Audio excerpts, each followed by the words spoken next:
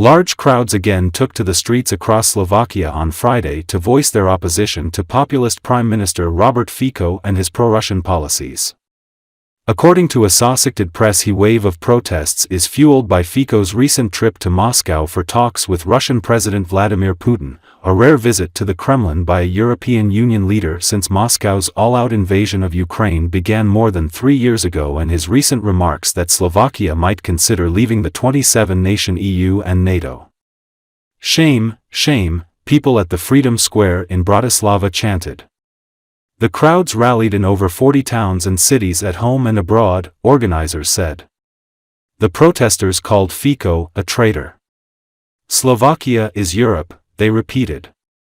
Fico, who survived an assassination attempt in May 2024, has faced calls to resign over his comments about future EU and NATO membership and his claim that Russia had security reasons to invade Ukraine.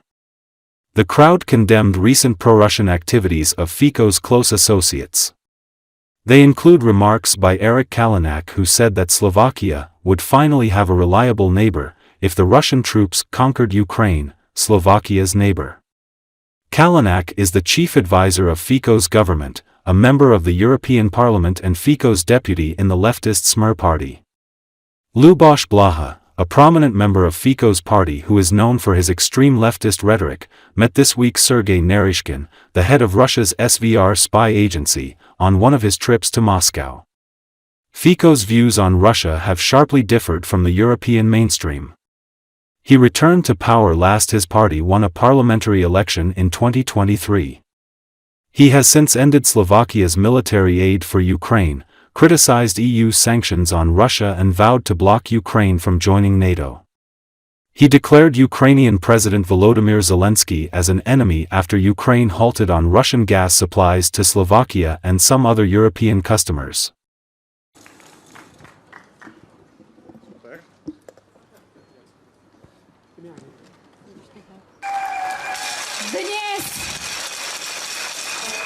Dnes viac ako kedykoľvek predtým v nás rezonuje odkaz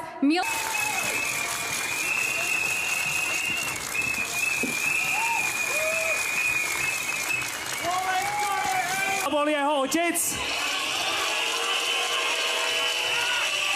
bojovať za svoju vlastnú krajinu, za jej bezpečnosť, za spravodlivosť a za demokratickú budúcnosť.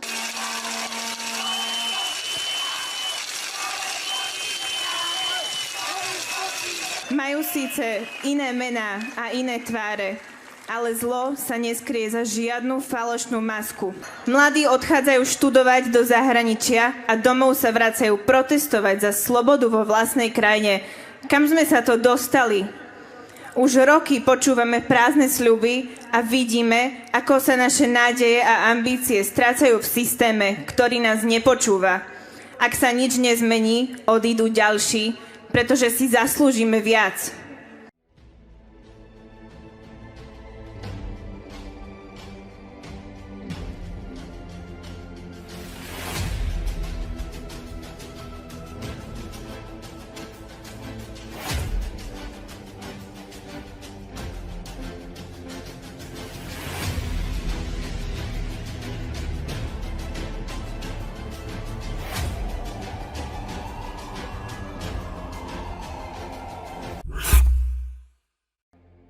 European Union leaders on Thursday committed to working together to bolster the continent's defenses and to free up hundreds of billions of euros for security after US President Donald Trump's repeated warnings that he would cut them adrift to face the threat of Russia alone. According to Associated Press, with the growing conviction that they will now have to fend for themselves, countries that have faltered on defense spending for decades held emergency talks in Brussels to explore new ways to beef up their security and ensure future protection for Ukraine. Today history is being written, European Commission President Ursula von der Leyen told reporters after the summit ended. She said the 27 EU leaders are determined to ensure Europe's security and to act with the scale, the speed, and the resolve that this situation demands. We are determined to invest more, to invest better, and to invest faster together. The pledge underscored a sea change in geopolitics spurred on by Trump, who has undermined 80 years of cooperation based on the understanding that the US would help protect European nations following World War II. The leaders signed off on a move to loosen budget restrictions so that willing EU countries can increase their military spending.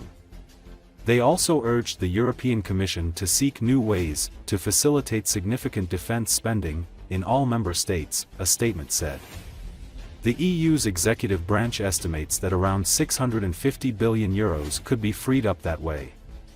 The leaders also took note of a Commission offer of loans worth €150 billion to buy new military equipment and invited EU headquarters staff to examine this proposal as a matter of urgency. Hungarian Prime Minister Viktor Orbán, a staunch supporter of Trump and considered to be Russian President Vladimir Putin's closest ally in Europe, refused to endorse part of the summit statement in favor of Ukraine.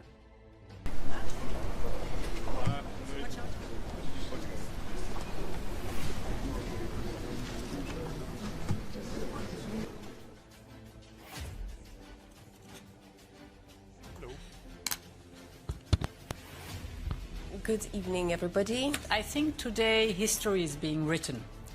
We are coming out of this European Council very determined to ensure Europe's security and to act with the scale, the speed and the resolve that this situation demands. We are determined to invest more, to invest better and to invest faster together.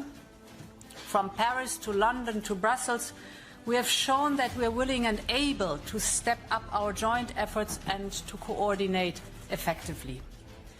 Fact is that Europe is facing a clear and present danger, and this is why I presented the Rearm Europe plan today to the leaders, a plan to give Europe the military capability that it needs to face today's threats. It could mobilize up to €800 billion, and it is about taking more responsibility on our shoulders for our own security because the urgency is real. Questions? I'll start with Luis.